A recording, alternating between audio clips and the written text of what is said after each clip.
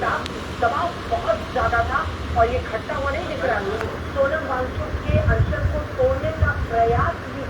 प्रदर्शन को रोकने आज देश की नहीं ला पाया, ये साफ दिख रहा। छात्र युवा शक्ति इंडिया गठबंधन के नेता राहुल गांधी जी, समाजवादी पार्टी के सुप्रीमो माननीय अखिलेश यादव जी, ममता बनर्जी जी और तमाम विपक्षी दल, इंडिया गठबंधन के तमाम नेतागण और कॉकरोच जनता पार्टी के तमाम सम्मानित साथीगण, जिनकी शक्ति की वजह से आज केंद्रीय शिक्षा मंत्री श्री धर्मेंद्र प्रधान जी को झुकना पड़ा और उन्होंने आज सामूहिक रूप से अपना त्यागपत्र दिया है। ये लोकतंत्र की जीत है और भारतीय संविधान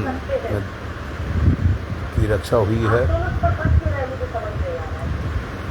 पेपर लीक और नेट पेपर के जो पेपर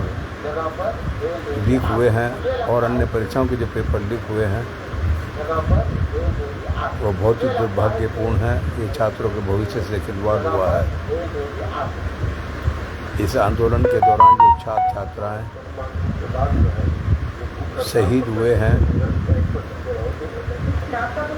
ये उनके बलिदान, उनकी शहादत का नतीजा है। क्या देश के शिक्षा मंत्री को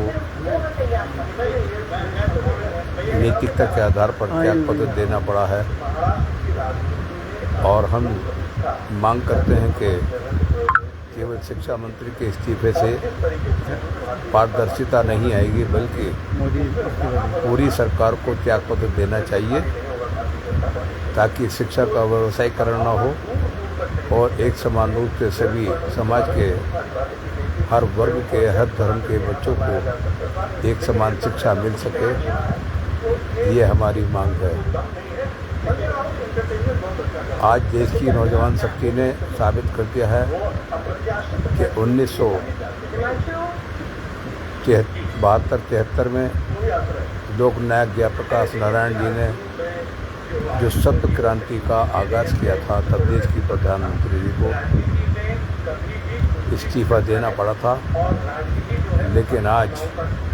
देश की युवा शक्ति, छात्र शक्ति, मातृशक्ति और इंडिया गठबंधन और खासतौर पर समाजवादी पार्टी के संगठन और हमारे मुखिया की रणनीति के तहत देश के प्रधानमंत्री को और देश के रक्षा मंत्री को, देश के गृह मंत्री को पार्लियामेंट चलने से रोकने का निर्णय लेना पड़ा है। अगर समाजवादी पार्टी सजग नहीं होती और कॉकरोच जनता पार्टी का सहयोग और समर्थन देश के नौजवानों के लिए प्रेरणादायक बना है और हम अपील करते हैं सीजेपी के, कॉकरोच जनता पार्टी के तमाम जिम्मेदार पदाधिकारियों से, जिम्मेदार कार्यकर्ताओं से, नेताओं से